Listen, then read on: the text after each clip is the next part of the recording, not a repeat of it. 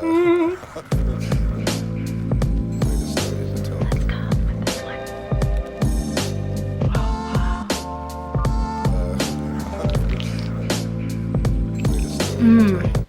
I'm gonna share with you my mama's secret recipe for chuang ram, caramelized pork spare ribs. So prepare for some serious craving. Alright, Tigadu, let's start with the cleaning and preparation of your spare ribs. Ideally, you want a professional, aka your local butcher, to do the following steps because, spoiler alert, they're kind of dangerous. But if you insist on doing everything yourself, first, you'll want to remove the external membrane. Simply make a small incision on the side of the ribs and then pull the membrane. This will allow all the spices to really soak into the meat and avoid that tough texture which you sometimes find in suboptimal ribs. Vietnamese dishes are made to be shared, and similarly, chuang ram traditionally comes in bite-sized pieces. You could decide to chop them up yourself, but again, that just calls for disaster. Yep, collateral damage. At least I still have all my fingers. Once you have nice little pieces of ribs, soak them into a bowl of boiling water with a pinch of salt. It's not exactly a blanching process, but it'll be sufficient to remove the meat's impurities and off smells. Let that sit for 5 minutes, which is actually enough time to chop your seasoning ingredients. Grab 2 or 3 cloves of garlic, 1 shallot, half an onion, as much green onion as possible, and cut everything except your fingers. In a bowl, spice up the garlic and the shallot with half a spoon of paprika, then put aside. Now grab again your ribs, which should have enjoyed a nice cold shower under the tap water.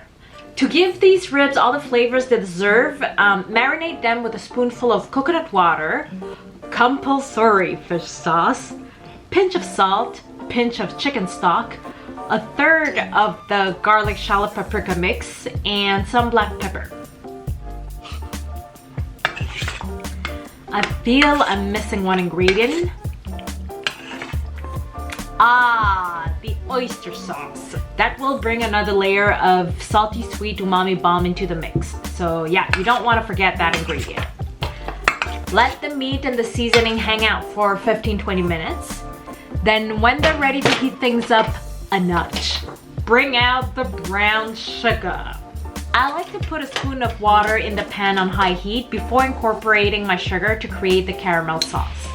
Once the sugar dissolves and turns into this bright amber color, turn the heat down to medium and add a spoon of vegetable oil.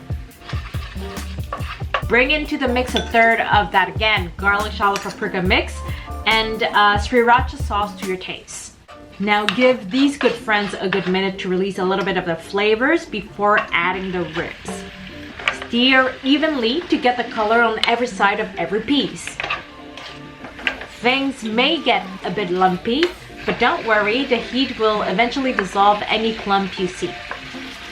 While these babies simmer, we'll prepare some extra sauce to add to the recipe.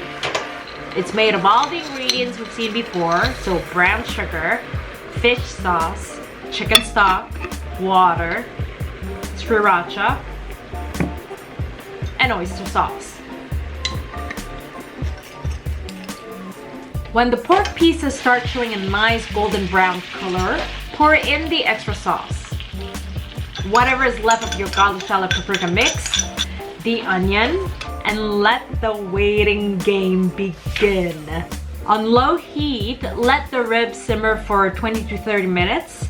Don't forget from time to time to check in on your meat and toss them around to make sure that everything cooks evenly.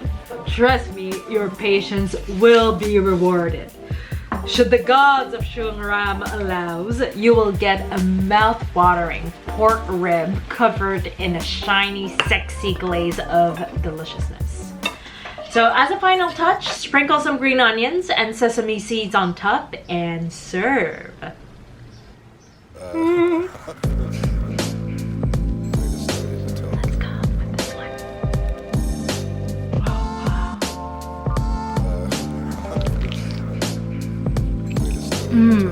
I have to confess, I almost burnt these babies.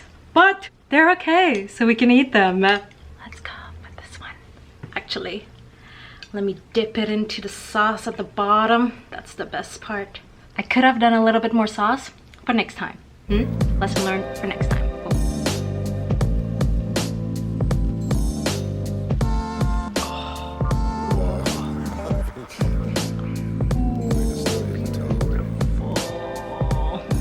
Oh, do you see how beautiful, glossy, and shiny it is? That's all the coating in the sauce, all the layers of flavor, and the fat.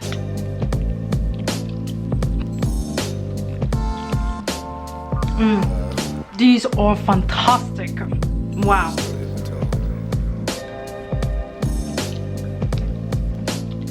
Oh, these are yum. Slightly spicy, slightly tangy, and then just fatty enough.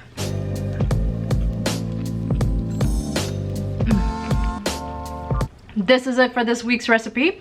If ever you try it, the only thing I'd say is try to make more sauce. You won't want that.